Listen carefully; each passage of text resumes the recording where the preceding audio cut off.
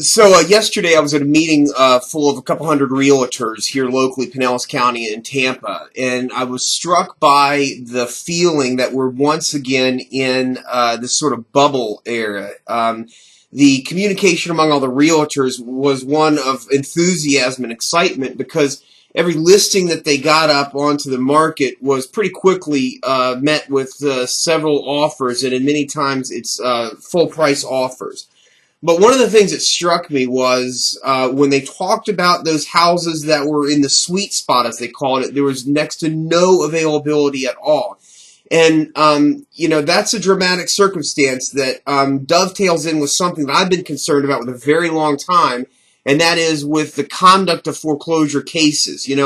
A lot of attention is paid by press and policymakers and everyone else in this field about the number of new foreclosure filings. And we talk with oftentimes completely inaccurate data about the number of new foreclosure filings, with press and policymakers not focusing on what really is the source of data for new foreclosure filings, and that is our clerks of court. If you're not relying on data that comes directly from the clerks of courts that tell you precisely how many foreclosure cases have been filed within a judicial circuit, then you're not relying on correct data. And so one of the key indicators that you're dealing with incorrect data is when they give a region that is not contained within a court's jurisdiction. So, in the 6th Judicial Circuit, I can tell you precisely how many new foreclosure cases have been filed, but I can't tell you in a regional way other than combining each of the circuits. So I can tell you the 6th Judicial Circuit, 444 new foreclosure cases filed. Hillsborough County, the 13th Judicial Circuit, exactly how many there, Manatee County. But when these things start getting blended together, that's your key indication that the data you're relying on is wrong. Anyway, let's not focus on new foreclosure cases filed. The most important piece of data that must be focused on when we talk about foreclosures, and particularly when we're talking about any new foreclosure legislation or any new public policy dealing with foreclosures, is what's happened to the old cases. And to that end, I'm going to attach to this video a spreadsheet that I've prepared, which shows all of the foreclosure cases filed in Pinellas County, all of the foreclosure sales that have been held in Pinellas County in 2012. Now, importantly, this data comes from the online auction source that conducts all of the foreclosure sales in Pinellas County, and they're basically the same source for most of the counties across the state of Florida. I went in there, I inputted the data, and I downloaded a spreadsheet which showed all of the foreclosure sales. Now, the first thing that struck me about this was the small number of foreclosure sales. Only 4,444, I believe it was, 4,432. In the entire year 2012, only 4,432 foreclosure sales in the entire county. Some of that includes timeshares. Many of those are going to include homeowners association liens and other things. But, think about that, and this is a key point. And all the millions of dollars that taxpayers in the state of Florida have invested in our court system in this foreclosure process, only 4,000 sales have occurred in this county. Now, that is not to say that that's the amount of judgments that have been entered. We know that that number is significantly greater. These plaintiffs are getting judgments of foreclosure, and then because they don't want title to the property, they don't want to be responsible for the taxes, the maintenance, the upkeep, and other things, they are canceling those sales. I know here locally some of the judges have entered orders and established procedures whereby after a judgment has been entered and the sale has been entered, the plaintiff can no longer cancel that to try and get to the heart of that problem. Another important data set is here in Pinellas County, we have approximately 28,000 old foreclosure cases pending, probably 1,000 new ones being added every 2 months or so. But focusing on those old ones, the data that was introduced was that there were 28,000 foreclosure cases pending. But back to the number of sales, because that's the most important data set. What is most disturbing and a key piece of data that should be understood when you look at this spreadsheet is the amount of properties that went to third-party purchasers.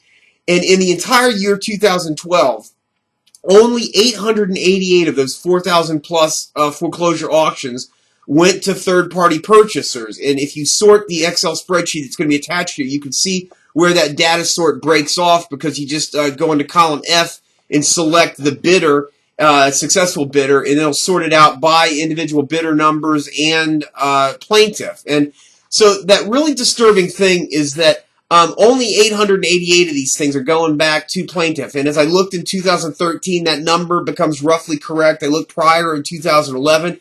And what happens is something like 90% in those prior years of the foreclosure judgments revert back to plaintiff. Now, here's where this is so important. The concept of foreclosure from a public policy perspective was that we are supposed to be throwing out the bad owner and then getting back in some good owner. There's supposed to be this public auction process whereby on the courthouse steps, the general public is allowed to be there and determine what's the market value of that property. And then you would have entrepreneurs, flippers and contractors and investors who would be standing there on the courthouse steps, or in this case in the electronic form, which opens it up to the entire world and allows individuals to purchase these properties, get in there, put contractors to work, put roofers to work, licensed by the way, and then put these properties back to effective use. But that, in fact, is not what's happening, and that's why this is most disturbing.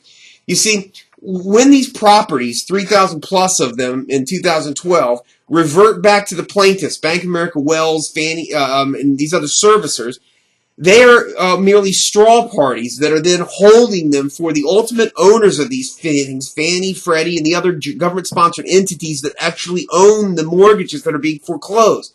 So, and the private trust, Deutsche Bank, and some of these offshore foreign trusts. So, that's the key piece of evidence from a public policy and legal perspective to understand, is that Bank of America doesn't own these mortgages and loans. Citi doesn't own these mortgages and loans. And when they're foreclosing, when they are the plaintiff that is throwing an American out into the street, they're not doing it for themselves. They're doing it for the party that's hiding behind the scenes. And until we start to be honest and get more disclosure about what's actually occurring here, we're not making good public policy decisions. We need to address the fact, and first understand the fact, that when a foreclosure happens, when we're throwing that bad homeowner out into the street, we're not doing that so that we can get some other owner onto that property and continue this cycle of private property ownership. What's occurring here is the properties are being pooled and they're being sold in bulk to large institutional investors, the Fannie and Freddie bulk sales programs. And what we know from the initial bulk sales initiatives that have occurred is that the successful bidders in these things are large institutional investors, hedge funds, Wall Street types, the same ones that got us into this problem, and importantly, foreign investors. That's a big problem that nobody is paying attention to. You know, we know that some of the largest investor in government bonds back for years had been China, but that's shifted over a series of years such that China were making their investments into Fannie Mae bonds and securities and into mortgage-backed securities. Let's be clear about what that means. When an investor is owning these mortgage-backed securities, they don't at that point in time have actual title to the property, but the end product of the foreclosure is that the investor in those actually takes title to those properties. And what we see in the space of these Fannie Mae bulk sales, we are actually having foreign entities, whether it be through the actual purchasers who are disclosed as corporate financial entities, or at the trusts that are taking title to these properties. What is occurring is we're actually having private or foreign entities that are taking title to the very dirt upon which this nation is built. And that's a consequence and a phenomenon that we need to understand, but nobody in the public policy spectrum is talking about that. So, again, that's why this data set is important. Look at the spreadsheet, and I'll download another one which shows it from 2011, and then learn how to navigate through there. Pay attention, another interesting thing, to the years of the foreclosures filing. When was it filed? And you can get that by looking at the first column there. That's when the sale happened, but then in the second column we go into the year number, and I find it interesting to see the number of these sales just kind of scanning through down there, 2012, 2011, 2010 cases.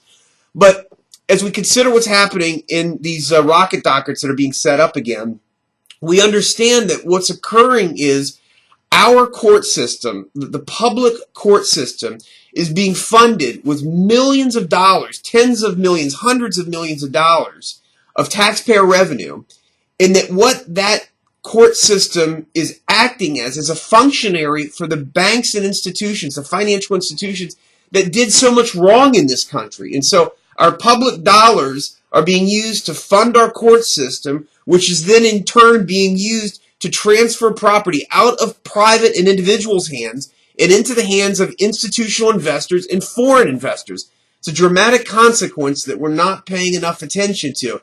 Look, 2012, only 4,000 foreclosure sales. In this county, that's frankly not all that significant. But in 2013, as a result of these ramped up rocket docket proceedings, what we're going to see is a dramatic increase in that of the foreclosure sales that are occurring.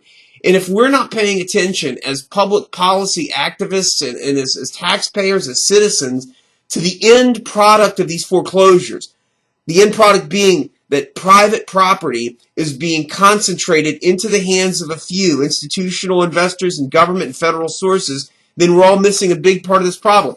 Getting back to the impact on realtors, you know, in that meeting where you have these independent entrepreneurial realtors who all they wanted was inventory properties that they could put out there and sell to other parties and make money on that, these people are really being cut out by these institutional sources that are taking these properties, turning them over to renters, and then again excluding the local realtors that could be doing good work on these properties.